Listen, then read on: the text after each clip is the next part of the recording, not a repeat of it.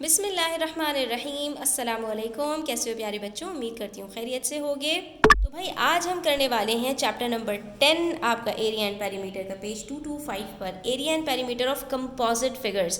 Composite figure कहते हैं बच्चों, कंपोजिट कहते हैं दो तीन चीज़ों को कंबाइन कर देने को।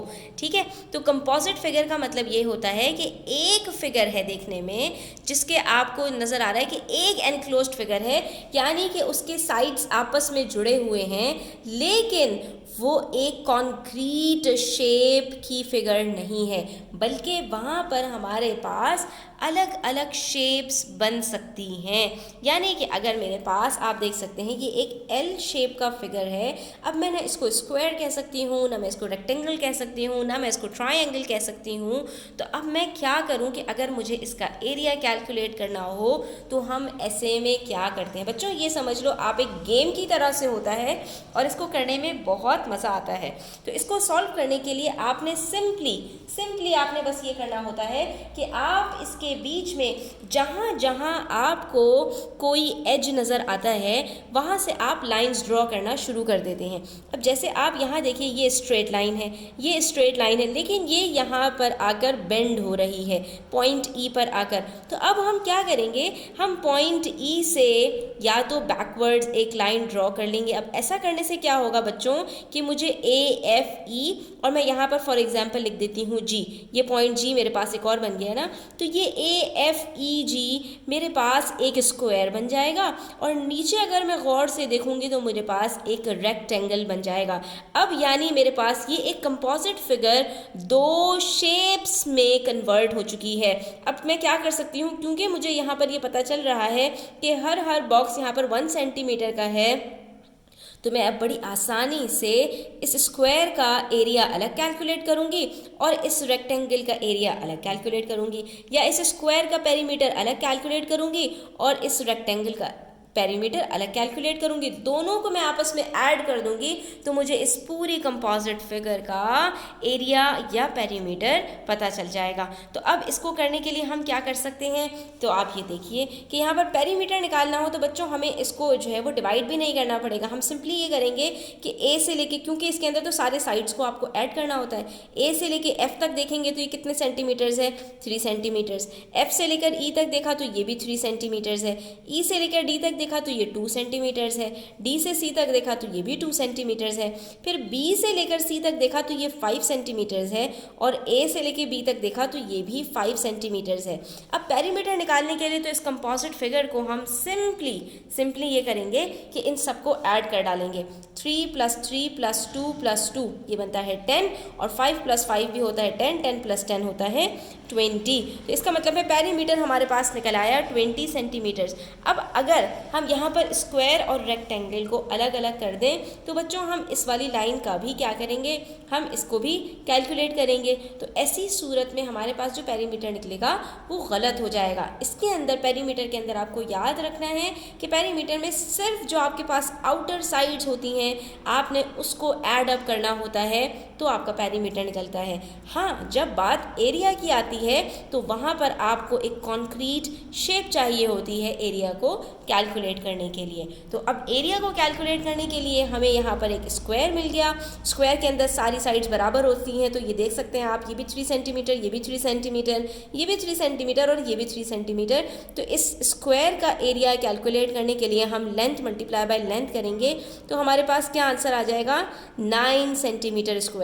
ठीक है, और जब रेक्टेंगल की बात करेंगे तो रेक्टेंगल के अंदर आप स्टूडेंट्स देख सकते हैं कि यहाँ पर भी आपको ऑपोजिट साइड्स इक्वल नज़र आ रही होंगी।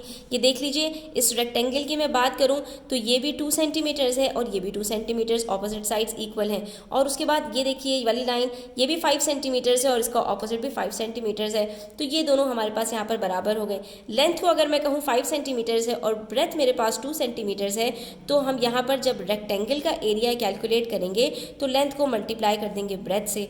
लेंथ है हमारे पास 5 सेंटीमीटर सेंटीमीटर और ब्रेथ है 2 सेंटीमीटर्स, तो आंसर आ जाएगा 10 सेंटीमीटर स्क्वायर। और उसके बाद फिर हमने सिंपली क्या करना होगा, इन दोनों को ऐड कर देना होगा और हमारे पास पूरा एरिया निकल आएगा, दैट इज़ 19 सेंटीमीटर स्क्वायर्स। ठीक है बच्चों, यहाँ पर आपको मैं एक मज़े की बात बताऊँ बच्चों कि आप यहाँ पर लाइन चाहें तो इस तरह से ड्रॉ कर सकते हैं, और आप ये भी देख रहे हैं कि आप यहाँ पर लाइन इस तरह भी ड्रॉ कर सकते हैं। तो ऐसी सूरत में आपको AFB, और यहाँ पर अगर मैं पॉइंट H बना दूँ फॉर एग्जांपल, तो ये आपके पास ABHF एक पूरा रेक्टेंगल बनेगा, और ये वाला आपके पास एक छोटा सा स्क्वायर बन जाएगा, ठीक है, जो कि EDCH हो जाएगा। तो अब आप क्या करेंगे, इस रेक्टेंगल का अलग एरिया कैलकुलेट करेंगे, इस स्क्वायर का अलग कैलकुलेट करेंगे, मगर उस सूरत में भी आपके पास आंसर जो आएगा वो 19 सेंटीमीटर स्क्वायर ही होगा, वो चेंज नहीं होगा। क्यों? क्योंकि आप देख सकते हैं ये 5 सेंटीमीटर और ये 3 सेंटीमीटर, 5 3 क्या होता है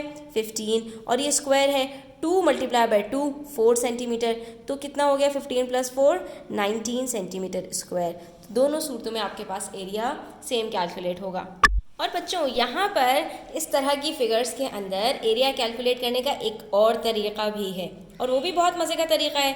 इसके अंदर आप क्या करें कि आप ये देखें कि अगर मैं जो बाहर की लाइंस हैं इसको एक्सटेंड करूं तो क्या मेरे पास एक कंप्लीट फिगर बनती है। तो ये देखिए मेरे पास यहाँ पर AFEDCB ये एक इस तरह की फिगर है, यानी ABCDEF करके कंपोजिट फिगर है। तो अब मैं चाहूँ तो या तो चाहे तो अंदर से मैंने यहाँ पर एक रेक्टेंगल बना लिया, इसका एरिया अलग कैलकुलेट कर लिया और इस रेक्टेंगल का अलग कैलकुलेट कर लिया, और चाहूँ तो बच्चों मैं ये भी कर सकती हूँ कि AF से इसको एक्सटेंड करूं एक सर्टेन पॉइंट तक, कि नीचे से जब मैं CD को ऊपर की तरफ एक्सटेंड करूं तो ये एक ही पॉइंट पर आकर मर्ज हो जाए और ये मेरे पास एक फुल फ्लैश रेक्टेंगल बन जाए। तो ऐसी सूरत में बच्चों हमें क्या करना होता है कि हम इस पूरे रेक्टेंगल का एरिया कैलकुलेट करेंगे, ठीक है, और उसके बाद जो हमारे पास पार्ट बाहर की तरफ है तो उसको हम शेड करेंगे और उसका एरिया अलग कैलकुलेट करेंगे। यानी ऐसी सूरत में भी आपको 2 एरियाज तो कैलकुलेट करने पड़ेंगे। अब यहाँ पर अगर मैं बात करूँ पूरे रेक्टेंगल की तो मेरे पास क्या है 9 मेरे पास लेंथ है, और ब्रेथ कितनी है, तो यहाँ पर BC मेरे पास ब्रेथ नहीं दी हुई, हाँ इसके पैरेलल में AF दिया हुआ है और ED दिया हुआ है, तो मैं इन दोनों को ऐड कर लूँगी। यानी ये मेरे पास 4 सेंटीमीटर है और ये 6 सेंटीमीटर है, 4 + 6 कितना होता है 10 सेंटीमीटर्स। तो इस पूरे का मेरे पास क्या आ रहा है, लेंथ आ रही है मेरे पास 9 सेंटीमीटर और ब्रेथ आ रही है मेरे पास 10 सेंटीमीटर्स। तो 9 और 10 को मैंने क्या किया, मल्टीप्लाई कर लिया। तो मेरे पास अगर ये पूरा रेक्टेंगल होता तो मेरे पास इसका एरिया क्या निकलता 90 सेंटीमीटर स्क्वायर। लेकिन यहाँ पर बच्चों ये वाला पार्ट तो मैंने अपनी तरफ से ऐड किया ना, तब जाकर मेरे पास इस पूरे रेक्टेंगल का एरिया 90 सेंटीमीटर स्क्वायर निकला। अब अगर उसमें से मुझे ये वाला जो शेडेड पार्ट है ये अलग करना हो तो मैं यहाँ पर क्या करूँगी बच्चों, यहाँ पर मैं सिंपल देखूँगी कि ये जो शेडेड पार्ट है इसका एरिया कितना है। तो इसकी लेंथ मुझे दी हुई है 6 सेंटीमीटर और ब्रेथ कितनी है बच्चों, तो यहाँ पर कुछ नहीं दिया हुआ मुझे, लेकिन अगर मैं इसकी लाइन को एक्सटेंड करूँ तो इसके पैरेलल में मेरे पास 3 सेंटीमीटर है और इस पूरी लाइन की 9 सेंटीमीटर है। तो ये F से लेकर E तक कितना मेरे पास लेंथ हुई बच्चों, 9 में से आप 3 सेंटीमीटर्स को माइनस कर दीजिए, 9 - 3 होता है 6 सेंटीमीटर्स। तो इसका मतलब है FE मेरे पास 6 सेंटीमीटर्स है और ED भी मेरे पास 6 सेंटीमीटर्स है। इसका मतलब ये हुआ कि ये मेरे पास एक स्क्वायर बन रहा है, ठीक है, क्योंकि इसके पैरेलल भी 6 सेंटीमीटर होगा और इसके पैरेलल भी 6 सेंटीमीटर होगा, और जब चारों 6 हैं तो इसका मतलब है कि ये स्क्वायर है। तो अब मैंने क्या करना है बच्चों कि ये जो शेडेड पार्ट है इसका एरिया मैंने माइनस कर देना है, यानी 6 × 6 36 सेंटीमीटर स्क्वायर जो मेरे पास आया है वो इस कंपोजिट फिगर का एरिया नहीं है। इसलिए हम क्या करेंगे 90 में से 36 को माइनस करेंगे और हमारे पास जो आंसर आएगा वो इस कंपोजिट फिगर का जो है वो एरिया होगा। और आप चेक भी कर सकते हैं बच्चों कि आप सिर्फ इस रेक्टेंगल का एरिया कैलकुलेट करें तो 9 है और ये 4 है, 9 4 ज़ार क्या होता है 36 सेंटीमीटर स्क्वायर। और फिर इस रेक्टेंगल की बात करूं बच्चों तो ये 6 है और ये 3 है, 6 3 ज़ार 18 सेंटीमीटर स्क्वायर। 18 को प्लस कर लीजिए 36 के साथ तो आपके पास आंसर आता है 54 सेंटीमीटर स्क्वायर। तो आप देख सकते हैं कि दोनों सूरतों में एरिया आपके पास सेम आया है। तो आपको जो भी मेथड इजी लगे आप वो यहाँ पर फॉलो कर सकते हैं और इस तरह से अपने area of composite figures calculate कर सकते हैं। बाकी रही पेरीमीटर की बात, तो पेरीमीटर के अंदर आपको सारे साइड्स को सिर्फ ऐड अप करना होता है और आपके पास आंसर आ जाता है। तो यहाँ पर आई होप कि आपको कॉन्सेप्ट क्लियर हो गया होगा स्टूडेंट्स। 2 to 8 तक हमारा पेज कंप्लीट हो गए हैं। तो वीडियो अच्छी लगी हो लाइक कीजिएगा, अपने फ्रेंड्स के साथ शेयर कीजिएगा, चैनल सब्सक्राइब नहीं किया तो सब्सक्राइब कर लीजिए। अपना ख्याल रखिएगा। अल्लाह हाफ़िज़।